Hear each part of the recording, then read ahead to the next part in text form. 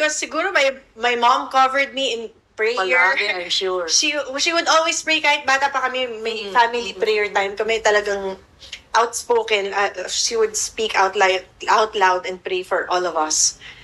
Siguro dahil sa prayers ng mom ko, kaya rin ako na Naniniwala. yes. 'Di ba? Sabi nga nila, even your grandmother's prayers are At pangako na still Panginoon protecting you. Pangako ni Lord yun, di ba? Pag ikaw naligtas, ikaw at ang buong sambayan ay maliligtas din. Yes. Diba? Totoo yan, Sa Nay. mga kaapu-apuhan mo. Yes, Nay. Naniniwala talaga ako. Generation, pwede kami makatanggap ng mga pagpapala. Pangako ko sa'yo, Yes. pero aabot din yun sa kaapu-apuhan mo. Opo, feeling ko talaga na ganun yun. So, yung family ko talaga is my greatest support system. Dahil minsan, pag yung feeling mo, you'll fall apart.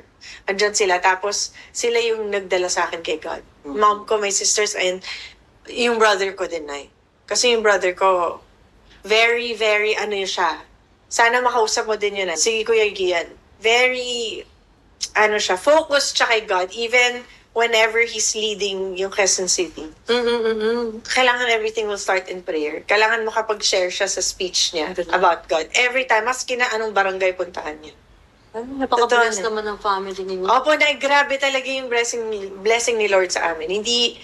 Hindi mababayaran ng fame and fortune yung kasiyahan na binibigay ni God sa'yo at sa amin. Totoo yun. Pag binalyo mo si Lord, mas value mo yung sarili mo eh. Okay. Kasi na-realize ko, you cannot pour from an empty cup. So kung empty ka, anong mabibigay mo sa anak mo, sa mga tao sa paligid mo? So paano ka ma-fulfill? Si God lang, God's word, yung mga promises niya, dun lang ako dun lang ako nag-cling, dun lang ako nag-concentrate. Siyempre may mga araw na parang ayaw mo bumangon, gusto mo nakahiga ka lang ganun kasi malungkot ka. Pero pag na-realize mo na